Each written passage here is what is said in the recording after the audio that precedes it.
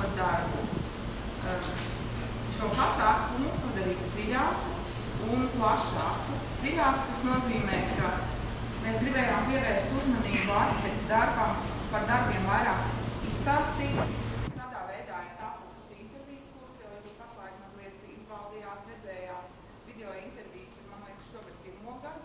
Tas palīdz vairāk saprast ēkas tapšanas procesu, to, ko katrs ir gribējis pateikt un kādas ir bijušas viņa ieliktās izjūtas un arī viņa ieliktais ziņojums. Caur šo darbu, ko viņi ir darījuši. Teic, ka nē? Vajag? Tas būtu varbūt tas viens no punktiem, ko mēs izvēlējāmies darīt caur šīm intervijām, kas attiecās uz to dziļumu. Otrakārt, mēs ir šodienas lekciju cikls arī attiecas uz to, kad tā vēlēšanās ir, lai veidotos diskusija, lai tā būtu ne tikai prezentācija no tā potenciāla, ko mums iedod cilvēki, kas ir atbraukuši pie mums, bet lai arī jūs uzdot jautājumus un lai veidotos diskusija atkal par to pašu, par to, ko mēs gribam ar saviem darbiem un caur pateikt, un kā mēs komunikējam ar sabiedrību, un kā mēs varam iesaistīt sabiedrību, un kāds ir mūsu darba atbildīgums. Tas, kas skar jautājumu plašāk, mēs vēlējāmies, lai par šo, ko mēs darām, tiktu informēti ne tikai arhitekti šaurā lokā, bet lai par to uzzinātu arī cilvēki apkārt, kas interesējas par arhitektūru, lai viņi padomātu par to, kādā veidā viņi ir iesaistīti procesos. Tas ir sabiedrība kopumā. Un tas ir tā kā appusējs darbs. No vienas puses mēs ar savām domām gribam veidot labāku vidi un tādu vidi, kas paaugstina mūsu dzīves līmeni.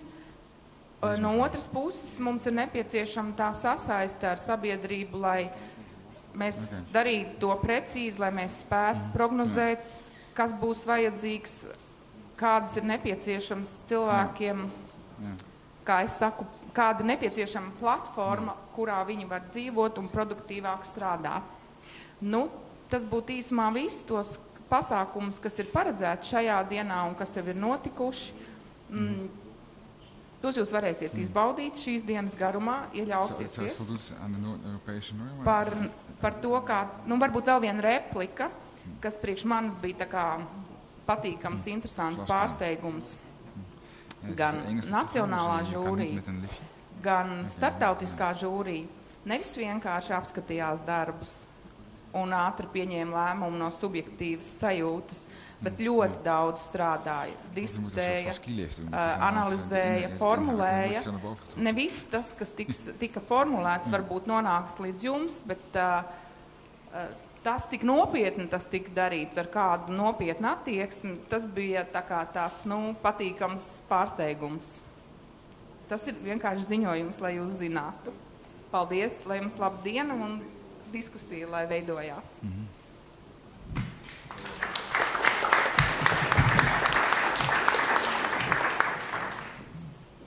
And now Kristīne Belska, Velux. We need sponsors. We're happy about that.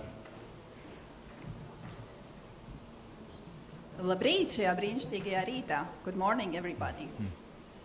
Man ir tas gods pārstāvēt kompāniju Velux. Mūsu kompānijas misija un aicinājums ir ienest dienas gaismu un svaigu gaisu ikviena cilvēka mājoklī. Mēs visā pasaulē atbalstām ilgtspējīgu arhitektūru, un tādēļ par to domājot, mēs vēlamies radīt zema enerģijas patēriņa ēkas ar veselīgu iekštelpu klimatu, un tai pašā laikā arī izmantojot atjaunojamos energoresursus. Un šādas ēkas Velux kompānija pēdējo vairāku gadu laikā jau ir uzbūvējusi dažādās Eiropas pilsētās.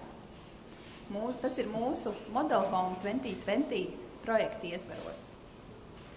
Lai iedvesmotu Latvijas arhitektus, radīt atbildīgus un ilgtspējīgus projektus, mēs esam uzaicinājusi šodien ar lekciju piedalīties pasaules slavenā un daudzu starptautisku godalgu ieguvušā Nīderlandes arhitektu biroja MBRDV arhitektu un dibinātāju Jacob van Rijas. Gribēju nedaudz vārdus pateikt par to, kādēļ mēs to darījām. Tātad MBRDV arhitekti visā pasaulē piedāvā mūsdienīgu arhitektūru un arī risinājums pilsētvides problēmām. Viņi ir radījuši izcilas ēkas un objektus, kas iedvesmo cilvēkus radīt vēl skaistāku un labāku vidi pilsētās un radīt vēl skaistākas ainavas. Un turklāt jau 15 gadu garumā MBRDV arhitekti piedalās globālajā debatē un pētījumos par ekoloģijas jautājumiem. Viņi jau šodien piedāvā arhitektonisku risinājumu ekoloģijas problēmām. Nevis atliek šo vidas problēmu risināšanu nākamajām paaudzēm. Es ļoti ceru, ka šī lekcija priekšlasījums jūs iedvesmos. Laipni sagaidām Jacob van Rijas. Please welcome Jacob van Rijas.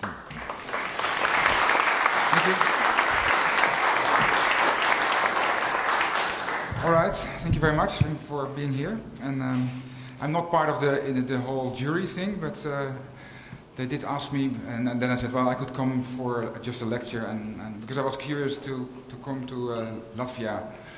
Of course, all part of Europe, but that doesn't mean that there are always places that you haven't been before, and Riga was one of them. So this opportunity I wanted to take and to come, and so here I am. And I'd like to show you just a little bit of the work we are doing recently, so that you know what's on the desks and on and projects that you might know and that you might not know, to give you an impression what MVRV is about today.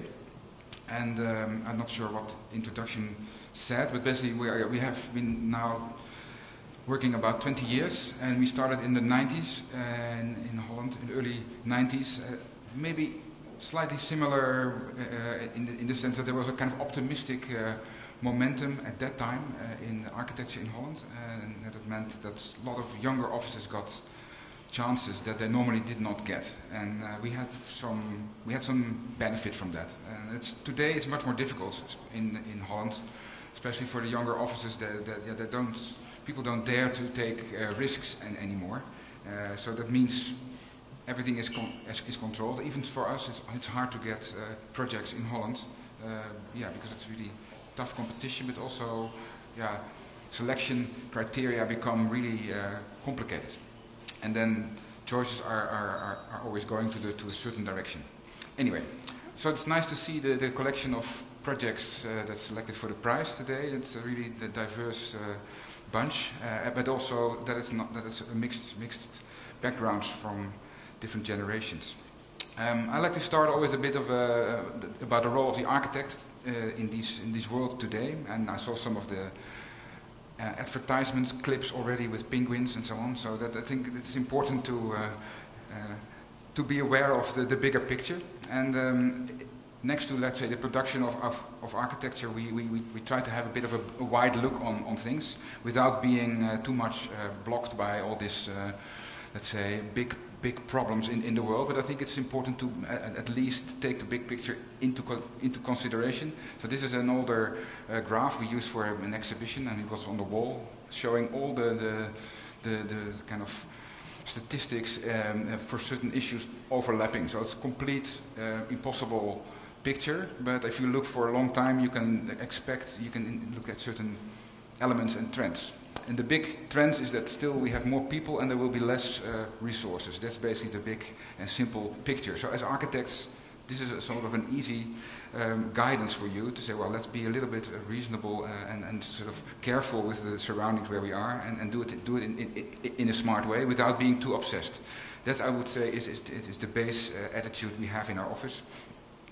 We don't get too pessimistic, but it's somehow important to realize where we are and what time we are living. And so that means the role of the architect is different than recently, or than before. So it's not anymore the god role of the architect is kind of in charge of everything. It's a totally different situation. In our case, we also we work with more people. We have a kind of collective approach, and you have like big teams with a lot of advisors and all kind of things. It means that the role of the office, you don't have to do everything together and everything inside your own practice. So as a small firm, you can also work together with all kind of other specialists, and that means you have to profile yourself in that world of where many people are doing stuff. What are you? What makes you special? What makes you what do you want to say? So there are many different architects, and there's not anymore the traditional architects, but that has a classic office with a draftsmen and technical advisors and so on and so on. It's changing. What is interesting to realize is that in the last, let's say, in our generation, we have an incredible growth of the population and the growth to the city, but at the same time, it means that strangely enough, the demand for architects is going down. So there's more and more construction than ever before, and there's less demand for architects. So that means we have to reinvent ourselves in a way. To maybe that construction is not the same as architecture.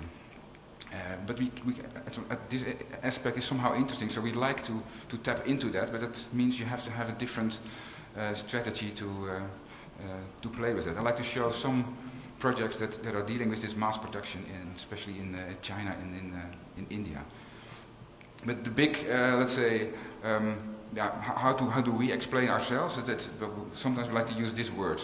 As architects, we try to spatialize issues, certain problems or issues with concepts or projects. So it means spatializing is a kind of three-dimensional form of visualizing. And so we are not writers, we are not painters. As architects, you don't build it yourself. You make a project, you make a visualization dealing with space. So that's, I think, all our projects, if it's small or big, they have a sort of spatial component. And as architects, we have the skills to express this aspect. That's maybe what our profession is about. A good, 13 years ago, this building was built, and in a way, it's an example of this idea by saying we like to show what Holland is about. We like to show that we have a kind of forward way of looking at things, but on the other hand, we just make it our own. We make the country. We would like to make it in a different way. We like to be more conscious with the use of the ground. So here in this pavilion in Germany, we put stuff on top of each other, showing that could be a way forward to protect our landscape. And Latvia is bigger than Holland in surface, I think. Of course, and we have like 8 times more people. And so that is in a way the world where I grew up in is a kind of dream of Holland, but the reality of Holland was like that the countryside was slowly disappearing. And let's say the average person in Holland feels bad about that, because he said, I still want to see the horizon, I want to have space around me, I want to go to the nature, but it's impossible to do that. So there, I think, lies our sort of obsession with the use of space and the efficiency of, let's say, the ground. Try to make things as compact as possible to leave much more space for the rest. A little clip from a movie about Holland from the Sky, which was hugely successful. It was last year on a Sunday evening, they made these balloon trips over the country, showing the world from above, and it was a fascinating program, because you could see that it's actually really beautiful, but at the same time, we're all in this little space together. So here, a typical living environment for average Dutch families. It's this sort of suburb close to the city. There's tiny houses in rows with gardens. It's nicely done, but on the other hand, you get slightly, let's say, claustrophobic about it. And there must be maybe alternatives way to offer alternative ways to live. Not only this. It's hard to escape this kind of things. At the moment, in Holland, things are a bit complicated in terms of housing, but I will show you later. Because the production is kind of basically stopped because of the crisis and the financial fact that people cannot get loans anymore. So another aspect that we kind of discovered, and also you see it probably in your own environment, is that architecture in the world is basically shown in an acute way by showing houses or beautiful interiors, or let's say relatively small projects. So most of these projects are being published in architectural magazines. If you look at the type of projects that are in these magazines, most of them are smaller than 1,500 square meters. The reality in the world is that most of the production is in these other invisible, more, let's say, ugly projects, and it would be interesting to get more attention to these kind of things. We noticed that as well in our smallest project, which is in Rotterdam. It's a roof extension, 28 square meters. Is the most published project of the office in the last, let's say, 10 years.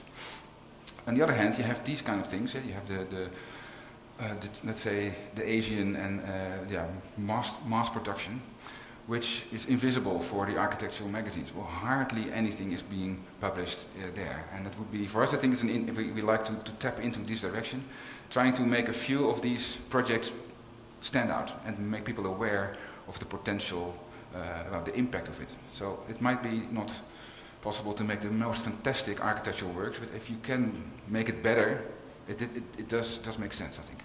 But first I'd like to show you a small project to start, to take it easy. It's still morning, so we don't start with the ugly stuff directly. It was like, also there's an hour time difference with Holland, so I was like, oh man, that's really early, I have to give a lecture really early in the morning.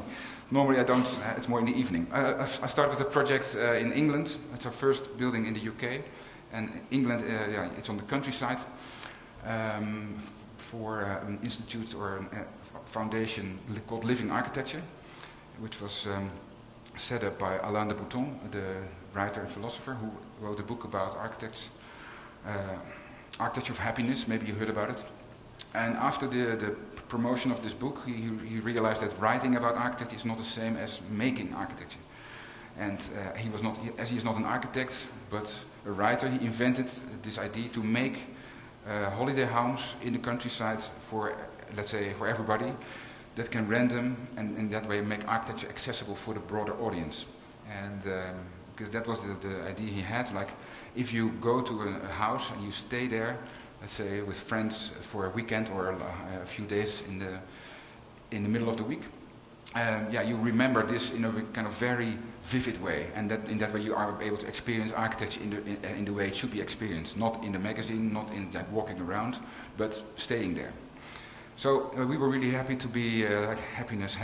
We got invited by them to think about that, make a holiday home that is special, but at the same time dealing with the conservative, let's say, Prince Charles attitude of the countryside, which is very protected in the UK. I think it's, in a way, it's good, but on the other hand, it should not be in a complete, let's say, paranoia way. You can protect things and at the same time invent something new around it. That was, in a way, the task we set ourselves. The site was just a typical countryside thing in Suffolk. The only thing that was exciting for us was a small slope, which was already for Dutch persons a hill or even a mountain. So we got really into the slope thing, and the house that was there before was a small, how do you call it, cottage, and there was a farmer and his wife maybe lived there, and they abandoned it. The organization bought the land, and the idea was actually to make a new cottage, but then for 8 people. So then we took the house and we kind of stretched it out to the a long typical stretched out cottage, which we put slightly as far as we could on that hill, on the edge of the cliff. It's not a big story about it, but that's in a way, you start with a project, and in a way this was the most exciting thing we could think about.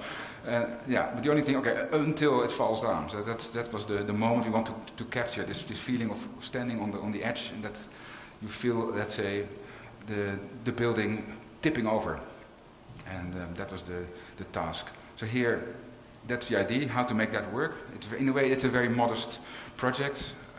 It's in a way, but also a very crazy project in the sense that it is relatively expensive for a tiny house.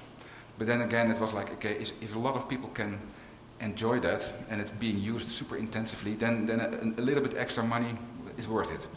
The concept here is a big, almost like a three-dimensional truss that is put on one side on the earth and on the other side it's in the air. The ground plan is very straightforward. We have the land side with a kitchen and dining area, and then the air side with the living room and the lounge. In between there are 4 rooms for 2 persons with an own bathroom. So it's in a way a mini hotel. And we also, together with the office from Jurgen bij Rianne Makking, friends of us who are more, let's say, skilled in the design aspects, in the kind of furniture part, they gave an idea of how to dress that in. So we were, as architects, almost not able to make it really cozy. And they made that last push to make the house complete, because it's when you have a holiday home, nobody's really living there. So we had to, in a way, invent somebody living there so that it really was looked upon as inhabited. So here the idea was that they gave us was to stretch out, again, that we did as well. We stretched out the house from 2 to 8 persons, and we then, together with them, imagined the fact that you have maybe a perfect interior for 2 persons, and then you add 6 normal pieces, and which you can divide from 2 to 8, that everybody has something special. So that was the story. So in the cupboards we have this plus that. So when you set up the table for your friends, you can divide all the funny glasses and the plates, so that everybody has some special stuff on your table. Same thing with the paintings in the house. They were also enlarged by them. Yet these are typical paintings from that part of England, Thomas Gainsborough and John Constable, and they took details out of that and enlarged it into kind of larger pieces that were put in different rooms. We were questioning a bit, like when we saw these drawings, oh my God, this is going to work, isn't it too much? But it turned out okay, because this is basically what we did, the space, the wooden interior and the view. And it's not really inhabited yet. You saw some of the movies in the morning as well. They were purely architectural dreams. And then you have to add another layer. They added this layer of, let's say, hominess into it by having these paintings on the wall, selecting the furniture. And it still is a bit of a showroom. But yeah, in a way, you stay there for a few days. That's okay. Here you see the living room with windows to the ground, also to the sky. So it's, in a way, you're in a cockpit. Hovering above the countryside, and at night you can put on the fireplace. So it is a really intimate environment. You're far away from the real world. Most people come from the city and they go to the countryside, stay there with friends. The rooms, they're also like that. Special piece of furniture, painting on the wall, view outside. On the land side, you see here you can go outside, and same story with the 6 and the 2 special seats and the other ones around it. And then the house itself is clad we wanted to make it in a mirror, in a pure, almost invisible architecture. So when you come around, you only see the reflection of the nature. And this is done by adding stainless steel cladding material. So from the road, from let's say the village, the impact of modern architecture is minimized. This is the tiny house with a long street, path to the front door, so nobody would be offended. And if you go around, okay, then it's different, but nobody really sees that from the street side. So there you see the land and the sky combined. And the first thing people do is walk around, go down, and go to the swing. That is a momentum where you feel in a way humble, but also as even big, grown-ups are becoming childs, because the swing is really big, so it goes very slow, and it's a fun thing to do, and it's the first thing people do when they come to the house. Over here there's a hidden door that gives you direct access to the middle of the house. It's a kind of James Bond door at night. So anyway, this is our kind of almost modest, but at the same time radical intervention in England.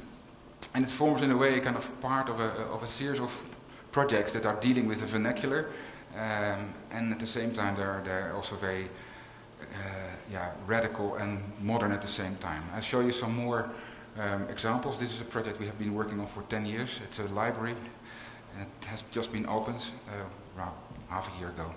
It's not so far from our office in Spijkenisse, which is a suburb of Rotterdam. It's a sort of 60s sleep town that becomes more or less in the next stage. Now, after the first expansions, now the people realize that they have to improve their living environment by adding public buildings. It's next to the center of the original town, which is in a way a village with a church and a market square. And our project is more or less referring to the roots of the town, which is a farmer's town. So the big library is also in a way a barn. The library before, that was the existing library of Spijkenisse for, let's say, 20 years, looked like this. And if you look at this like that, it's no surprise that people didn't really read in Spijkenisse. And it was actually the city in Holland with the lowest, let's say, literature reading rate. So the amount of books being read by the population was the lowest in Spijkenisse. And if you see the space, you understand why. So we told them, if you want to promote books and reading, you have to add space. You have to add cubic meters. And they gave us a program which was based on square meters. But we in our competition entry, we showed that we could actually make these square meters, but we also make a certain amount of cubic meters inside the zoning envelope that was given by the city. So the barn almost appeared out of necessity, but it came together from a story from the let's say the roots of the town. So this is the section. You see then the big block is the program from the library, and then we squeezed out all the public spaces from that program, and together with the extra cubic meters, we could make an enormous amount of space that was basically the library space. And from there on, we put all the books to that wall, to that mountain, and so that you didn't need any bookcases anymore. So there was like a wallpaper of books all around you, and it's like a temple in a way, a temple for the book. Let's see. These are small concept movies showing let's say the essence of the project, all the rooms for the different elements in the building, organized like a spatial program, put on top of each other, and then books from all over Spijkenisse would fly in, and the library would be born. What we had in mind is that everybody could bring books to the library because we had so much more extra space that we had potential of having 2 times more books in the library than really needed. Here all the books from the city would fly in. A roof would be made over it like a sunshade, a device. It actually helped as well to make a very energy efficient building. And there it was. That was the story. We also wanted to extend the public space. Let's say the market square, which was paved with bricks, would be the base for the route inside the building. There would be also some commercial spaces, so you had to go up to enter the library. And then most people go to the library after work, except maybe for the kids. So we wanted to make a library that was also very attractive and also homey after dark.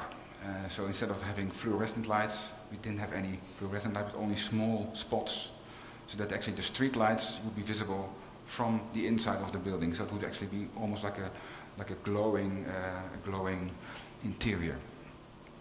So it took a long time to get permission, but then after construction started, things ran rather smoothly. So here you see halfway construction. So it's a very straightforward construction principle: laminated wooden beams on top of a concrete base. And these wooden beams, they would actually shade as well the interior, but at the same time when you would turn around, you would be able to have niches and spaces to sit inside. Some impressions. The whole bookcase is made out of recycled plastic.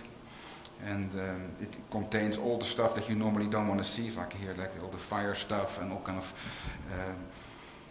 safety and how do you call it? CCTV systems, the camera stuff, all the technical things, and or exposition elements. This bookcase is more than just a bookcase. It's also a balustrade, for instance. So that's the building, and you can walk up all the way to the top where the canteen is, the cafe. From there over, you can look to the harbor of Rotterdam. Inside the hill, there's different rooms for like different clubs from the city. The chess club, there's a small auditorium, and study spaces. So a lot of the let's say the high school kids work here in the building. But it also turned out to be a popular wedding location. Directly, let's say within 1 month, the first marriage was being held in the library. So it became just more than a library, more than a pure library. At night, it's a bit light in the space, but then the building is indeed glowing up as a lantern to the city.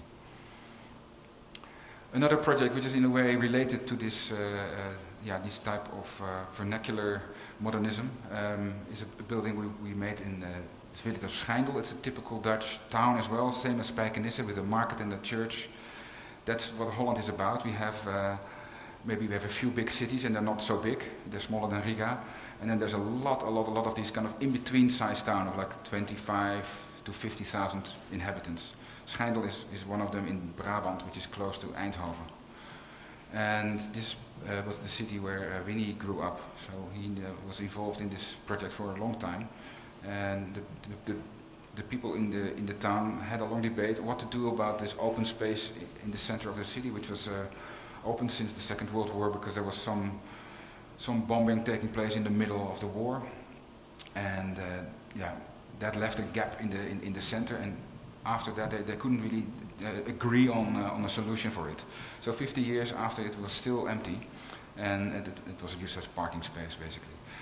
After long debates with the city council, they finally, and we were involved as a sort of special advisor, everybody agreed that the volume that could be made had to be like this: a simple box with roof, with sloped roofs to all sides.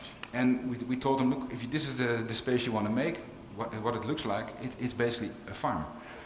So what do you want? After 50 years, after long debates, all together, we all agree that we want to make a farm. So maybe we like to have a farm, and that's not such a bad idea, because that's actually where we come from. It's a farmer's town.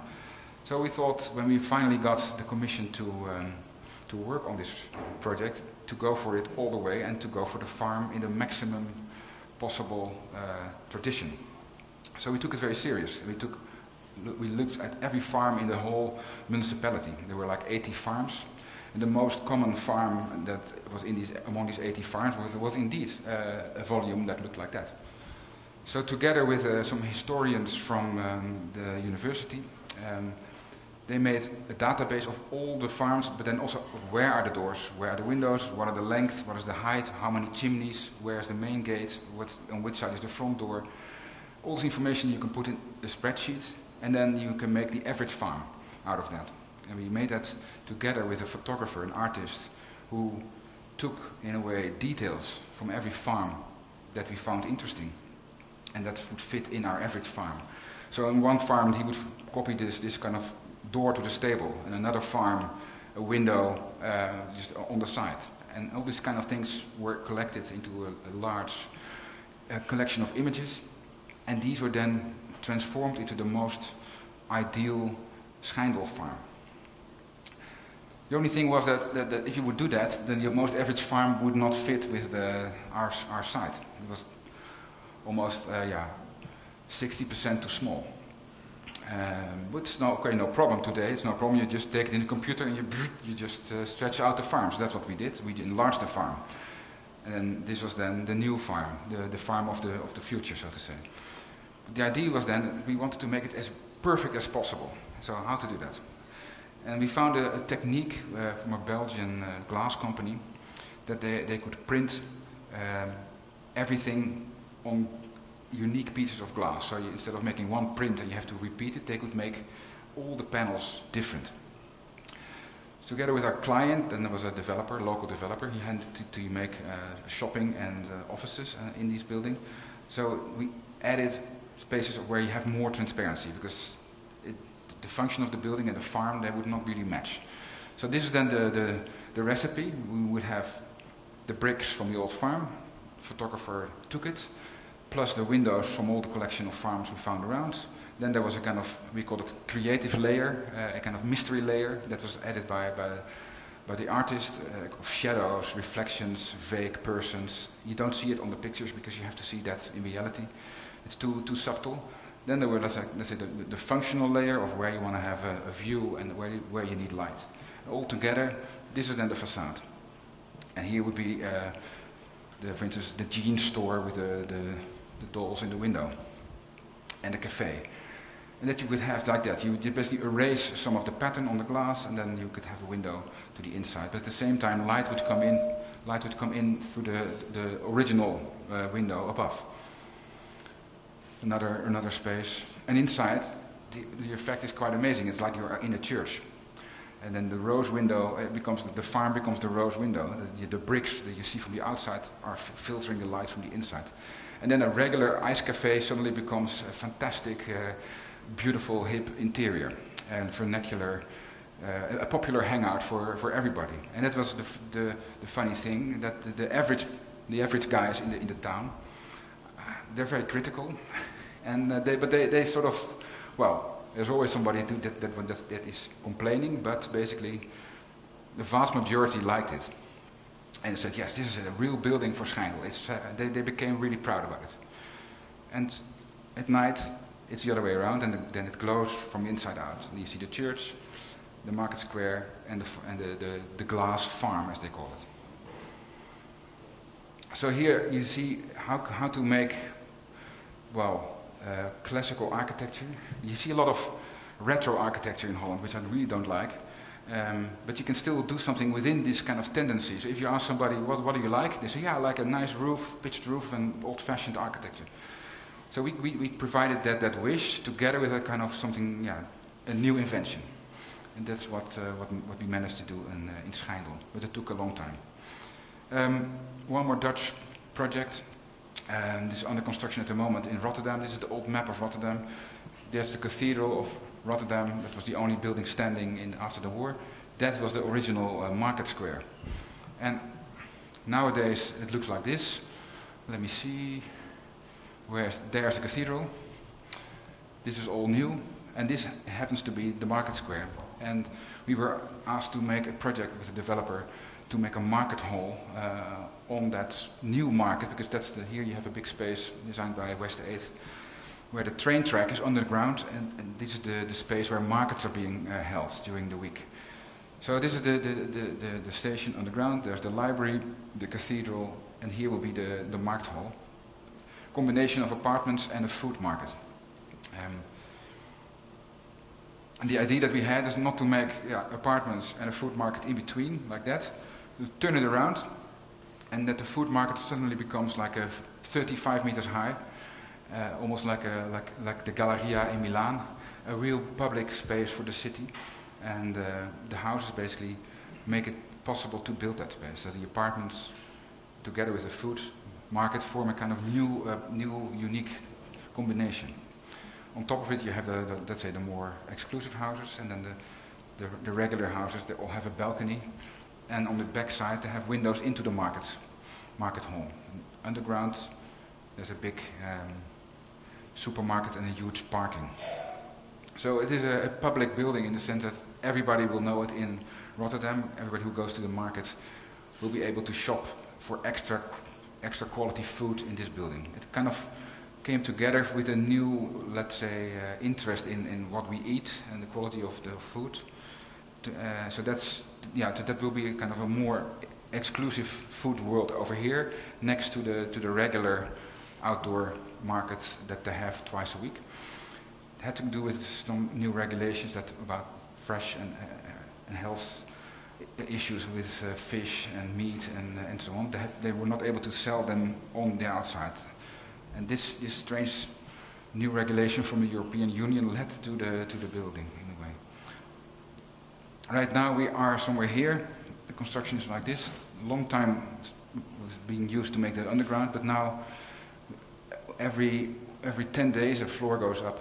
So in the summer, when you come to Rotterdam, you will be able to see the first arch, and in December we have the full volume being built already. So that's the section, and this took an enormous amount of time and energy because it's really complicated to build underground in Holland because of the water table. But once now that's done, the rest is being built rather fast. Together with there was a competition for an art piece inside the ceiling, and it will be not like this, but it will be a kind of fresco from food, almost like a with photographs as well. But then kind of like a sky, like a heaven, and then you see all kind of tomatoes instead of angels around it. So something like that. The idea that we told the developer, so if you want to buy a house in the market hall, the big bonus is that when you're cooking and you forgot the fish, you can just shout to the guy downstairs and put your bucket, and then he would put in some fish and you would catch it in your own kitchen. That's the story. Here it is, it's next to the cube houses, maybe if you know Rotterdam, that's where it is. So this is in a way one of the few projects that is still being under construction at the moment. In Holland we have a bit of a downturn, standstill, everybody's looking at each other. Nothing is happening anymore for many reasons. One of the reasons is that there's a lot of empty spaces in Holland. And if you've been to the Venice Biennale, not this one but the last one, there was a beautiful installation being done by landscape architects, Rietveld landscape architects, that showed all the spaces in Holland that were empty at the moment. And it's like millions and millions of square meters. And that is in a way one of the big issues that a lot of architects are now interested in, especially also the younger generation. What to do with them? How can you transform them and turn it into something else? So I'll show you a couple of projects that we did into this field, but first a little background. For instance, this is a building from the Volkskrant, a big national newspaper. They moved out of their headquarter building because they had to be more efficient, and they joined a new building together with another newspaper.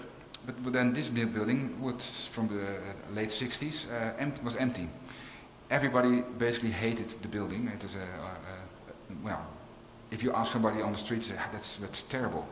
But what happened in the last 3 years when the building was empty, that became a kind of, let's say, a hub or a creative breeding area, as we call it, for startup firms. Especially in Amsterdam, there's a lot of let's say, the new economy, a lot of small digital companies that entered this building, and then suddenly this ugly building became the coolest building of the city.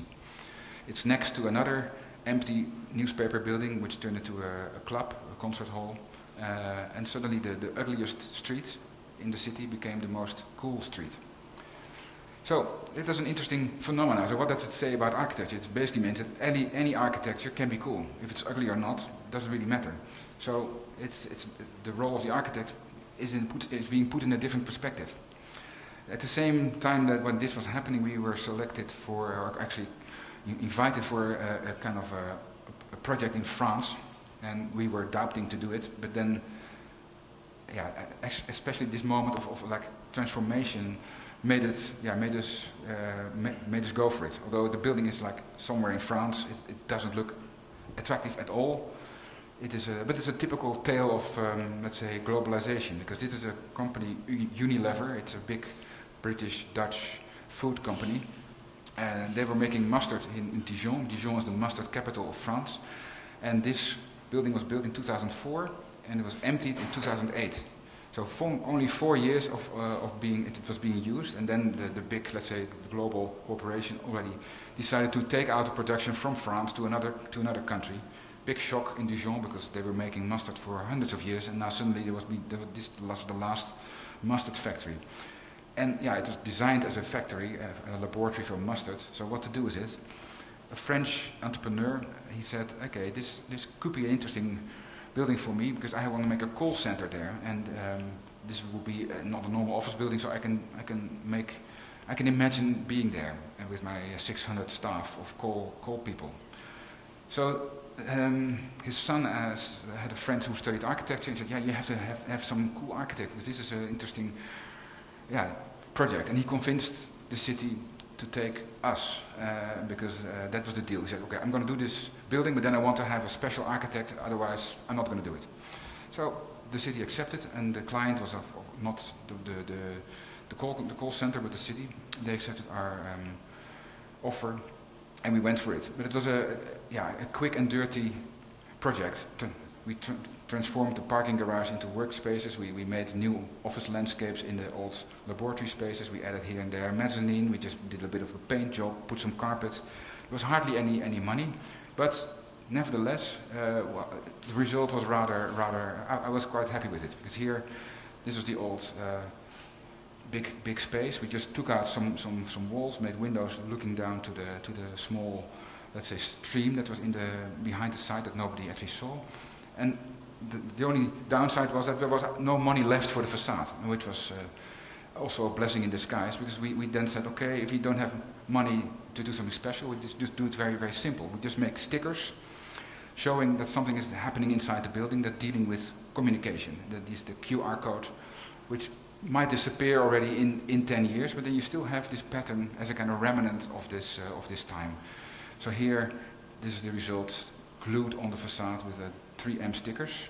That was the only thing that we could afford, but on the other hand, it was able to do it in a radical way. That's before, and then that's after, and that's it. So suddenly this ugly building became, like the other one in Amsterdam, a cool workspace, and they said that in their communication strategy, hiring new staff, this was a big asset. People wanted to say, yeah, that's a great building, I like to work there, even though it's just a regular, is it architecture? Yeah, in a way it is architecture, but it's a very simple additional layer of architecture on top of a typical boring building.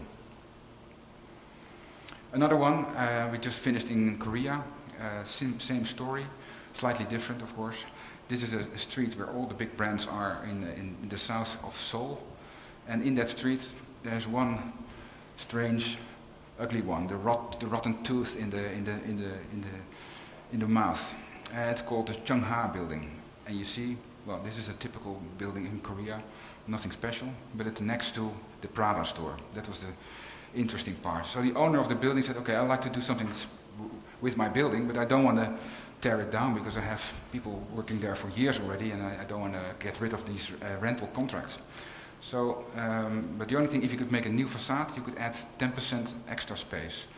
We provided an idea for him, like I say, if you just give everybody in your building a large shop window. For instance, if you have only the ground floor, you can have suddenly a 3-level high billboard. So if you divide it like this, everybody can benefit from that. So that's the idea. A lot of different shop windows all together in a kind of new wrap-around facade. That's it. There's the building. It was done, that's the fun part, it's done in less than a year from design to construction. And we added some simple LED effects, so at night it's part of the street. Everybody knows now where this is because it's the Gangnam Street, Gangnam style. That's the rapper Psy was thinking about. That's the area. And it's suddenly these two things came together. So yeah, we did a project in Gangnam. Oh yeah, cool. Another one in Asia that's a bit older, but that's also dealing with making, let's say, commercial spaces more attractive and public and meaningful. This is a building on Omotesando, same street as in Korea, but then a bit older, of course, with all the big flagships from the fashion brands. And we call this project the Beauty and the Beast, as it is standing next to one of these beautiful flagship stores from Dior, actually, from Sejima. Next to Sejima, there was an ugly brick building that was rented out, but the rents were much lower than the other buildings in the area. So an investor bought a building with the idea to demolish it, make something new with better rent. And in the end, that was already financially working. So then they were thinking about a new concept to activate the whole building so that they could actually get more rent, not only from the ground level. There's a couple of examples around the corner. This is the YM Square building, not so well known, but what they did is they took out some of the most expensive spaces, transformed them into a circulation space where the people from the sidewalk would be guided up by escalators, so then suddenly the higher levels are activated. Another example from Maki, this is the classic spiral, that also has been called spiral building, where people are being guided up with a ramp to the next levels. And opposite of our side, you have the Sando Hills from Ando, where there's again a spiraling shopping mall. So these kind of things were there next to the flagship stores, and we combined them into a new combination. So here you see the map of that area, which is basically indicated not by street names, but by brands. And our shop is over here on Chanel and almost Sando. And that's actually the famous Cat Street, which is an old little stream full of boutiques that is crossing the main street, and that was the location. So we took this combination of high street and side streets as a theme for the volume of the building, combining combining the fact that you have the front entrance from the main street, and then the side street was actually spiraling up to the higher levels via the terraces. And the reason that we could make this work is that the square meters of the interior were they were maximized, but the terraces were counted as additional square meters that didn't count in the official zoning. So we could make them not for free, but basically the developer could make extra terraces without compromising on the interior. So it was a bonus. Here's the idea. You can see that 5 blocks and a stair linking around it. And inside the building there's just escalators and lifts and so on. So there's no handicap problems.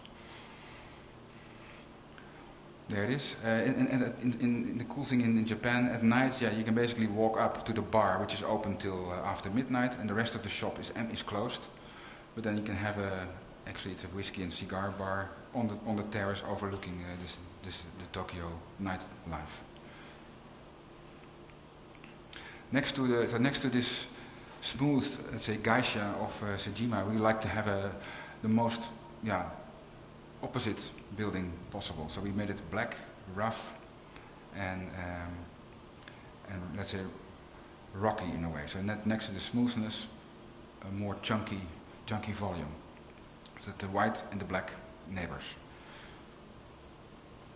Here you see then the wood. It's not really wood, but it's kind of artificial wood because of the humidity in Tokyo. Real wood is a problem. So it is a kind of a mixture of wood plus something else. And from there up, you can walk from the side street and you enter the building on the third or the second level, and then so it's a much more fluid way of circulation. The main terrace, which is covered, so it kind of rains and drizzles a lot in Tokyo. And then business meetings take place. You see them hovering above the stair. So it's not a beautiful volume, but it's a very kind of chunky thing. I like it. These are the 2 main flagship stores that bring in basically a lot of rent, and higher up the rents are a bit less, but altogether they form a nice combination of tenants. Okay, let's switch to we move slowly to Asia, and I'd like to show you some of the other side, some of the mass production.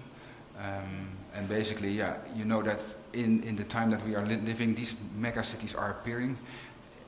And in a way, I think it's not a bad thing, because they could liberate, like I told before, what we have in Holland, they could liberate a lot of space around it. So if you have the whole world population, it's a beautiful diagram we found somewhere on the internet. If everybody would live in Paris, everybody in the world would live in Paris. Paris would only be as big as this, a couple of states in America. Even if everybody would live in Houston, which is a very spread out city, still just over half of the world would live in half of America. Everybody would live in half of America. So interesting to realize that the city, this is an interesting aspect, that they could liberate the countryside in a way, and maybe the nature as well. Okay, one of our first examples and exercises was a project in Tianjin in China.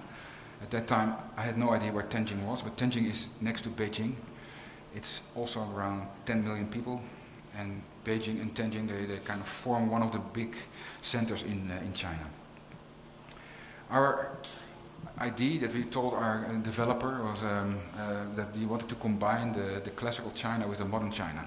And that is kind of a very easy quote that they could relate to, but as well the idea behind it was that how can you have something of the original traditional neighborhoods, how can you keep that while at the same time making it 5 times denser? Here we came to this area which was already half, let's say, destroyed. An existing neighborhood in the center of Tianjin, which, if you go there for the first time, it seems very, very nice. Of course, it has some downsides too, but that was already basically a given. The next time we came, it was already gone, except for the streets and the trees. So then we thought, okay, let's take that as a given. These are the new highways. These are the old neighborhood patterns. And we trace the main streets of the neighborhood, and we use it as a base for the new design. So in the end, this is the plot we were working on. And from the old street pattern, we imagined a series of low-rise houses, patio houses, and then he injected tower after tower until the density was reached. Every time there was a tower, there was a small plaza behind. So then the recipe would look like this. There would be a lot of low-rise and a lot of high-rise, and nothing in between, because the whole city of Tianjin is like 5 to 8 levels high.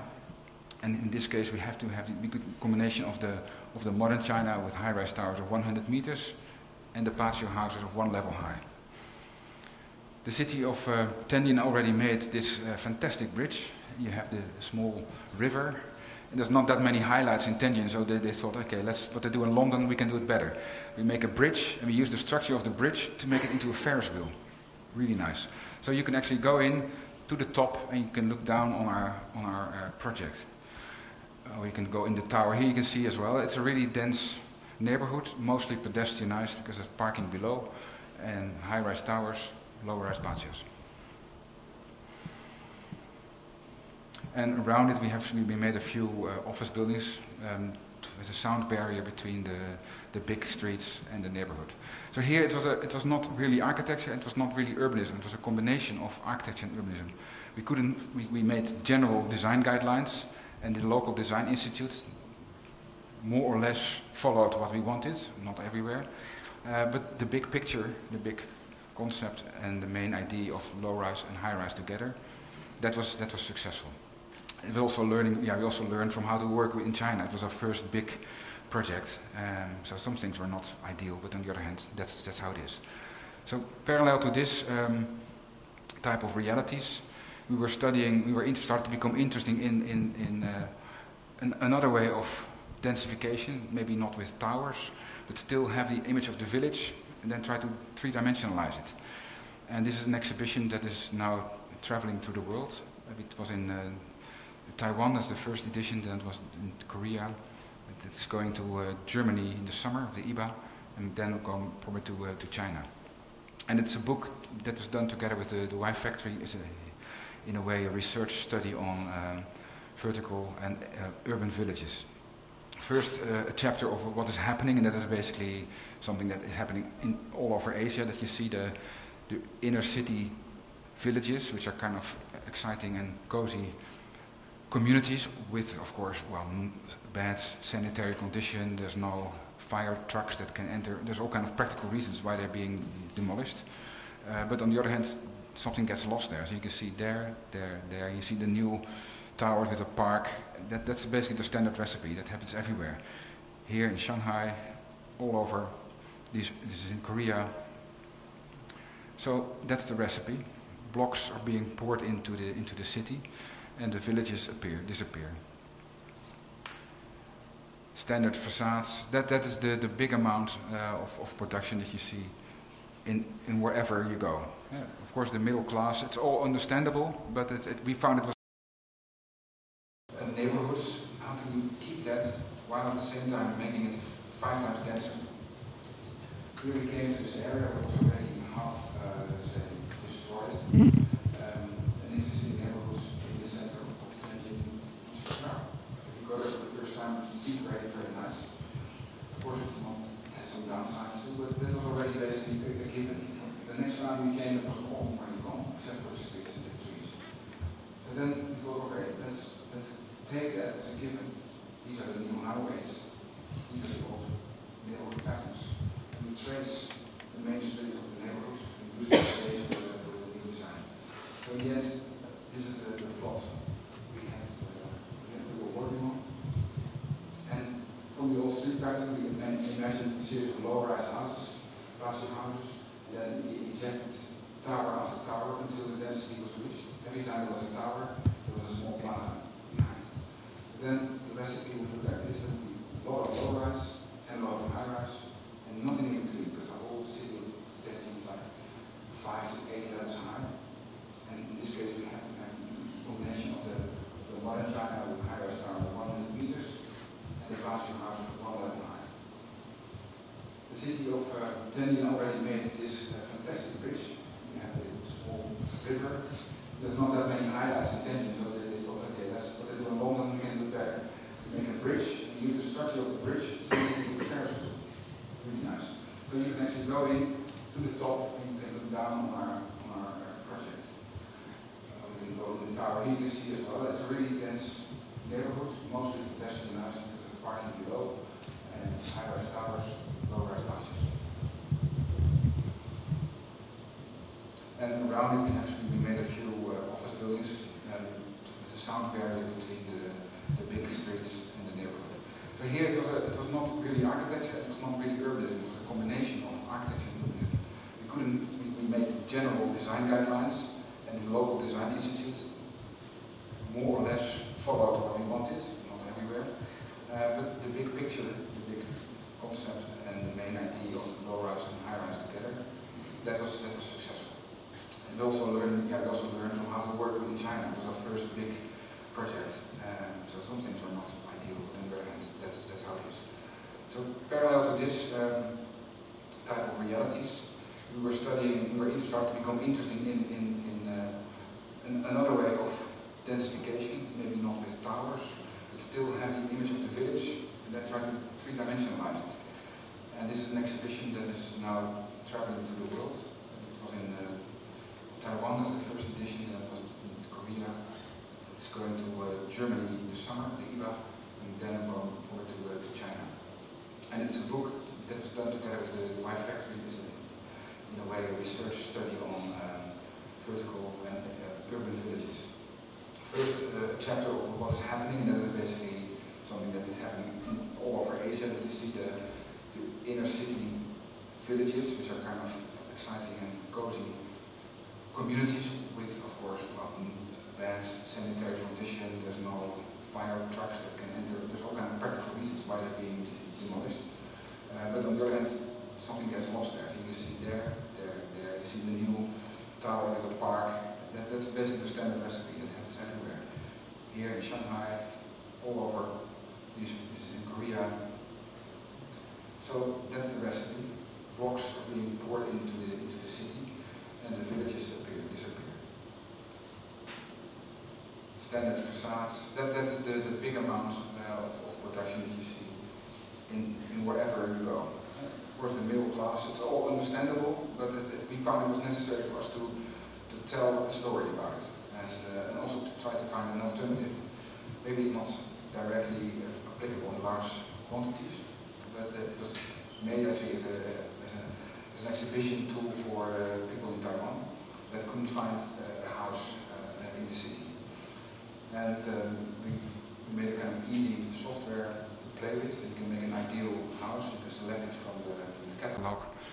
And then you can position it in a three-dimensional space where you can say, I want to have morning sun, I want to have a view when I come home. So all these kind of things made virtual cones of light and air. And everybody could position their house on top of each other, so you could create a kind of three-dimensional village. It is not that different from the software packages that you can buy already in the shop, but it adds a kind of, let's say, urban component to it. And we visualized then one example of that in a big model. Hopefully in the summer we're going to be able to make one piece of it one-to-one for an exhibition in Beijing.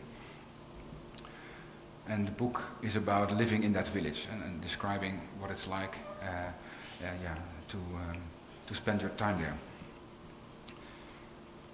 And in a way, this is then connecting it back to Rotterdam. It's also about what's the ideal way of living in the city. And for me, in Holland, this could be the ideal way of living in the city. You have the center of Rotterdam next to your doorstep, but at the same time, you have your dream house on top of your roof. In this case, 28 square meters of bedrooms on top of a small warehouse for a family that was living and working in one building. Spaces were not enough, kids were growing, and the question was, please make three bedrooms for us. And what we did, we made a village. The village is a family village. These are 2 kids with their own house. This is the father and the mother in another house. And they meet on the roof, so to say, or in the living room. Like this. They can have breakfast on Sunday, all dressed in blue. And or when it's too cold, they can have meeting. They come down from the stairs, hanging from the ceiling. These are the 3 stairs. They float above the floor because that's the structure of the house is like that. That we made a new heavy roof, and then the stairs are actually not resting on the floor, but actually hung from the roof. So the 2 boys have their own stair circling around each other. In the meantime, that guy is like that, so it's already a 5-year-old project, and that's his home. And his brother's home is over there. So at night they could go out in the streets. Or mother would read stories, that's already past. And from there you can also look back to the center. You see the towers of Rotterdam. So for me it stands for a combination of, let's say, countryside and city on one thing. And it could be a future way of living in existing cities, densifying the top of the cities in a new, attractive way. In the Dutch condition, I think it's in an attractive way because it's hard to escape the city, because then you are coming in the next city, and before you are in the countryside, you are in Belgium or in Germany. One more project we are busy with at the moment in China. It's a building for cartoon museum. It's in Hangzhou. Hangzhou is a city not so far from Shanghai, but it's a very beautiful city. A lot of Chinese tourists go there because it has a beautiful lake, the West Lake, and it has beautiful mountains inside the center of the city. On the other side of the river, there's a smaller version of it, a White Horse Lake, also with some mountains around it, and it's the new town, the new CBD of Hangzhou, where the city planned a so-called cartoon and animation center. They wanted to make Hangzhou the capital of computer animation and film in the country of China. And then this was already designed, and then here they wanted to have a museum, which was next to that lake, which is a beautiful, almost dreamy part of the traditional China. This is already transformed into a park at the moment. Architects came in from different places, from China, from Japan, and from Europe. What to make here? Of course, dreaming on the other side of the river, you have that West Lake, and what we came up with was the idea of the cartoon text speech bubble, the balloon, as a base, as a placeholder for the museum. It's something that is in any comic as a kind of element that is everybody recognizes that. And this could be a base for the design, containing different elements of the program, merging together, scaled up and down in different ways. Becomes a three-dimensional object, which would actually be rather exciting as well, because you could put everything inside, like the text. You could now become like a spatial element inside. It could be a library, it could be a cinema, it could be anything can be positioned inside of it. And together they would form then the new building, which is, we positioned it on the edge of the park and the plaza. Here's an exposition center, that is a big hotel. It's strange when you go there because it's not that busy yet, and but they assured me that this will be the place for the festival. There's a cartoon festival every year, and that's why they wanted to have a quite substantial building there. In the end, it will become a larger urban park for the new town of Hangzhou. I quickly go through the interiors, and then I'll show you a small movie to end with.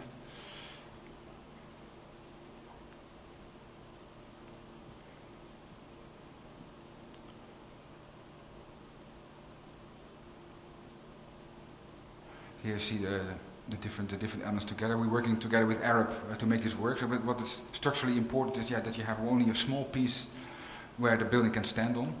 But actually together with these balloons, we actually make a table. On top of the table, the steel structure will be positioned. So in the end, the fact that you have more balloons helps to stabilize the building.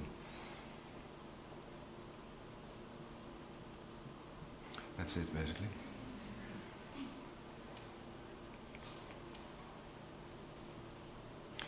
Okay, I'm not sure if we have time for movies, but I think I better go on because then I can show you one more project, and that's the project that we just finished in Oslo, the Barcode, an urban plan for the center of Oslo next to the fjord, where we made a large headquarter for DNB Norbank, and we did this together with 2 Norwegian offices, DARK and LAGB, and 10 years ago we won the competition for the urban plan.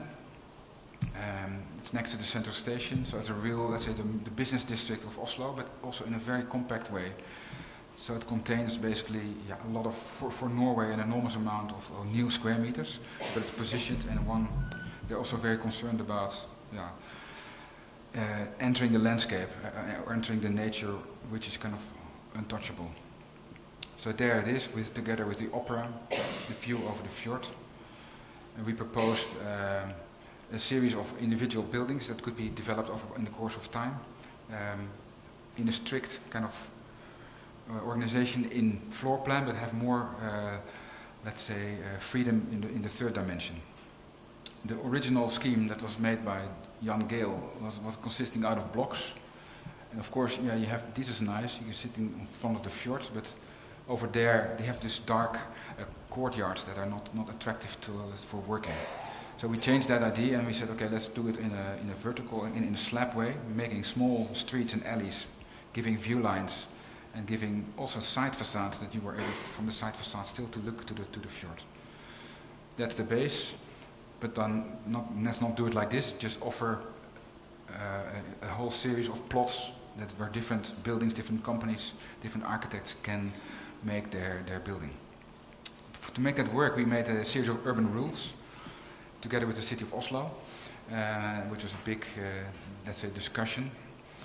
But then the funny thing in Norway is when that is agreed upon, they also stick to it. So they were also very strict in maintaining the old rules, the rules we have made together. One of the rules was that we would like to have combined different programs in one building. So if possible, not only an office building, but then make a public part, or have an office building with houses on top, so that you have a different mixture of program in a vertical way.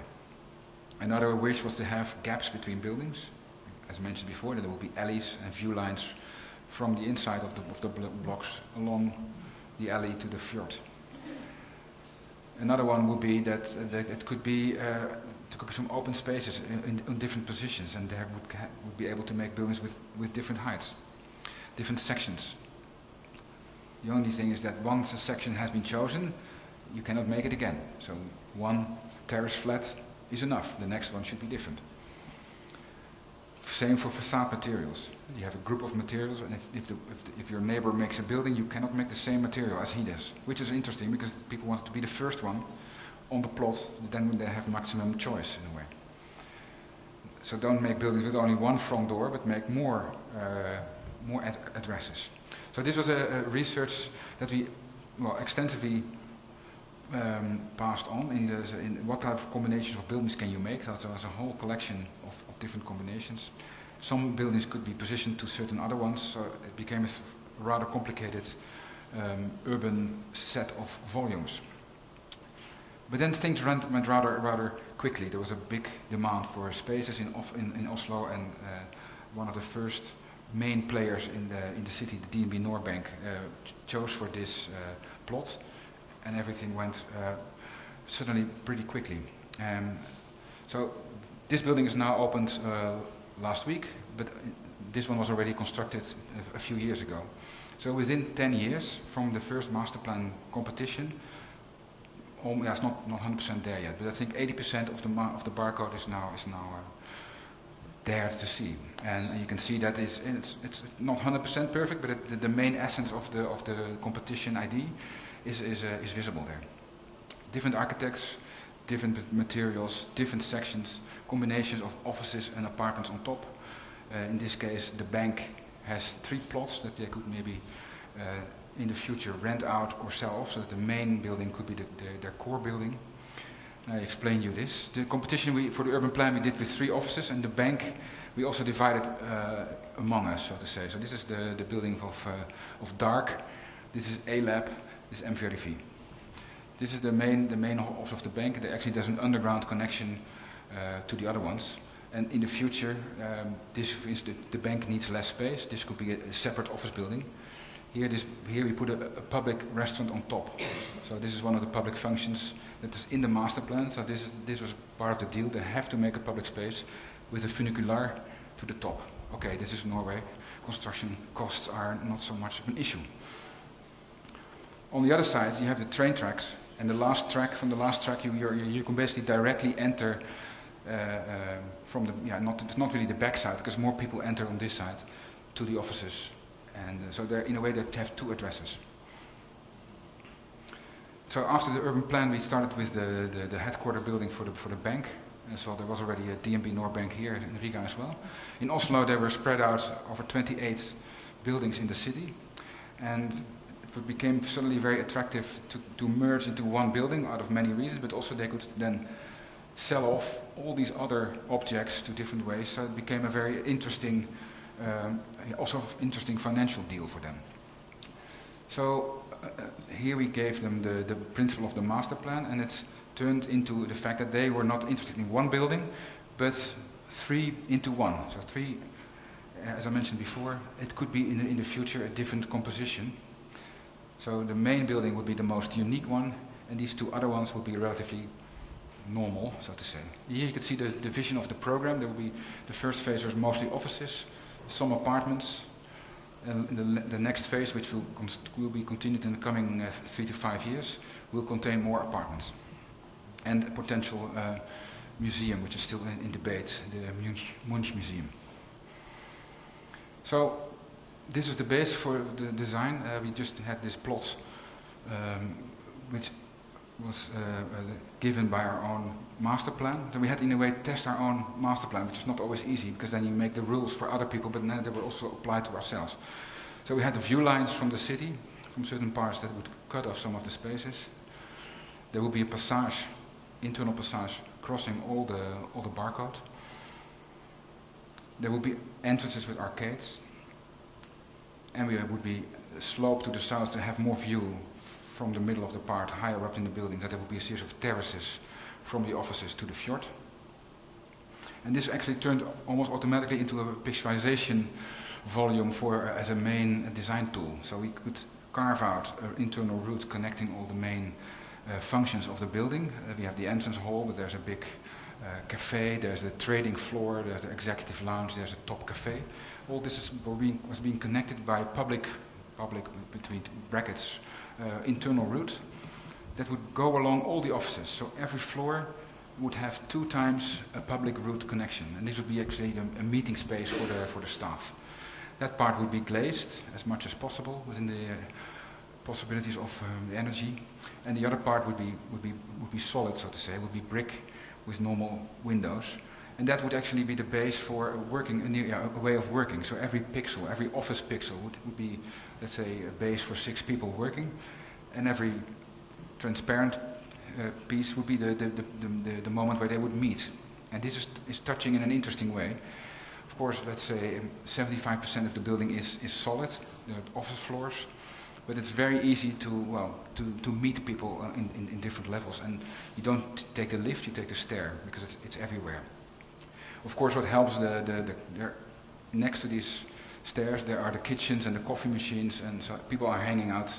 It's a real street in the office. So here, a quick relationship between the black is the offices, then you have internal terraces and external terraces. Every floor is different, which is quite special for a standard office building. Because at the same time, this is the client was DNB Norbank, but the investor was a developer who would actually first rent out and later sell the building back to the bank. So it was also a standard office in a certain way. That's it. And this is it, how it looks now. So it's basically a brick block where brick on the ceiling, brick on the top, brick on the inside. It's a real, let's say, intimate atmosphere for an office. On the outside as well. And from the street, this is the passage. You can look down into the main canteen, which is connecting the three plots together, the three buildings from the three offices. And this is one of the streets between the buildings to the fjord. The passage to the center of the building. And here you can see, this is the part of the glass space that is like a big vertical lobby circling from the ground to the top and down again. So here you are inside the internal route, and you see then you look into the offices. So it is an interesting experience because you almost feel like a invader, but it helps to let's say for internal communication. Along the route you have these meeting places, and then easily you step up to the next one, and every time the internal facades are the same as the external facades. So you have, you see that mixture of meeting and working.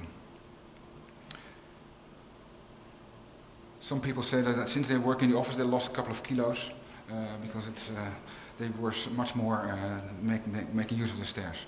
So in the heart of the building is where the action is. It's the trader's floor. It goes on 24/7. On top of the building we have the executive level with a bit more cubic meters. On the entrance lobby, this is the main lobby, you have a big stair down to the canteen, connecting the three independent buildings again.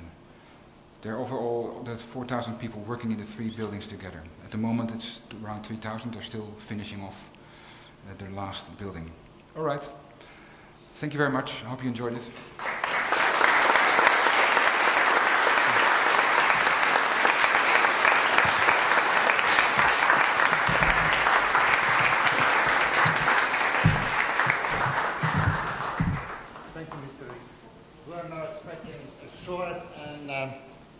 Intensive questions from the audience. Or maybe you should first.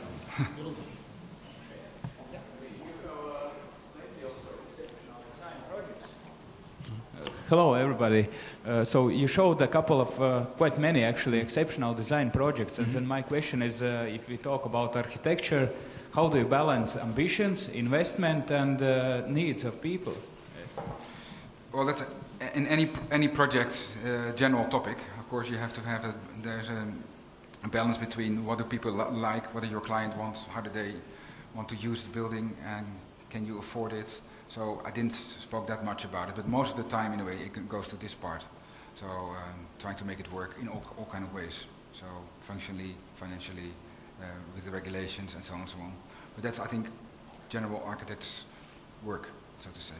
But we try to have a bit of an open starting point, an open mind, put everything on the table, try to find and convince the people of the ideas. For instance, in the bank, which is quite a conservative institution, the aspect of how people like to work together made them choose for a much more diverse office layout, so that every floor would be slightly different, so that people would not feel like a number, that they would step out to their office, there would be another guy or girl passing by on the stair and they would say, hey, hi. And so this is kind of an informal layer that which we call maybe architecture, that we added to the design. But that, of course, is something that, it takes a lot of effort and energy to make that happen, to make technically working and so on, fires. And so that was, for instance, an issue in how to make the fire compartments and all these kind of issues.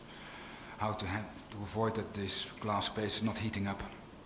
Yeah, that's comes next. First then the ideas, first the fact that people, where do you want to go together, what type of building do you like to make, and then just do it. Well, just do it, but do it. Any more questions, please? You.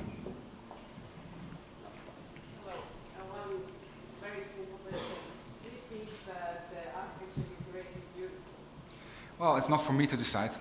I think it's nice, but if somebody else is, I have, for instance, I sometimes make an example. We made a building in Amsterdam in the harbor, and it's a Silodam building. It has a lot of different facade materials and beautiful collection, I think. And it was both. There was an election for the most beautiful building in Holland, and there were some castles and some more Berlage stuff on side. And number 10 was our building in the top 10. So we were like, wow, we are. And there was also a list of the most ugly buildings. We were also on number 10.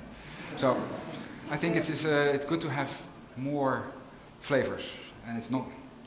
If you allow me, then I would also like to make a comment, because in Tokyo, on Motosando, if you walk around the street, there is so beautiful buildings like done by Toyota, I think the Tots. Yeah. Then there is this very beautiful Louis Vuitton building with the steel facade. And then there is this Dior building you showed already, and there is this Tada Ando, this shopping center. And I think compared to all these buildings, the one you built is not the most beautiful one. I think that's true. It's because I think it just makes a mess on the street, because the rest one is very harmonic and I would say stable and beautiful. I would call it's my that's own opinion, but yeah, that's what I think. No, but it's interesting comment, because but what happens is that commercially, not that I am a commercial architect, but our building is much commercially functioning much better, because much more people in our building than in the Dior building. People don't dare to go inside because it's very expensive. So they see the building, and the building is basically a flagship store. It's an advertisement pole. It's more expensive, so it doesn't bring enough money, but it's a kind of image. And in our case, we said, okay, we make a building which is almost invisible. It's a black building, and we make the shops, the brands, they occupy the building, and they should stand out. So the building is indeed ugly or invisible next to the other ones, because they have an opposite approach. Yeah. Yeah, maybe because the other ones, they are just icons of the brands. Yeah. And they have to make the landmark of the brand, and that one, your building doesn't have. I think it's not owned by the one brand. There is many renters. And many that's brands. why maybe Yeah. No, that's true. And an interesting comment. Yeah. Thank you. One more question, please. It seems that you are feeling quite comfortable within this tough situation, economic situation, I mean, with your creative work. Well, I think you have to deal with it as an architect, so that you're always following, in a way, you're following the money. That's part of life. So when there is a certain, we do now work in India, and it's not because there's somebody making like a huge project there, and then said, okay, maybe it's nice to have another architect than we usually ask. Let's ask somebody from abroad. So as architects, you follow the investments, but at the moment where you have a situation in Holland where there's no investments, people start to think about, it's also good in a way to think about what it's really about, how to do with little things as much as possible, like transformation issues or dealing with more, let's say, the public spaces and less about the building itself. So I think it's nice to be in different places at the same time. Thank you. But anyway, you didn't put Jakarta Tower in your presentation? Sorry? Jakarta Tower wasn't Jakarta in your Tower, no, presentation. that's sometimes you have to make choices. Yeah, but the people from Jakarta actually were in Holland, but that's also a very political issue there. So it's a complicated project, but true. Yeah. Next one. Next. Thank you very much. Okay, thank you. Sakam paldies.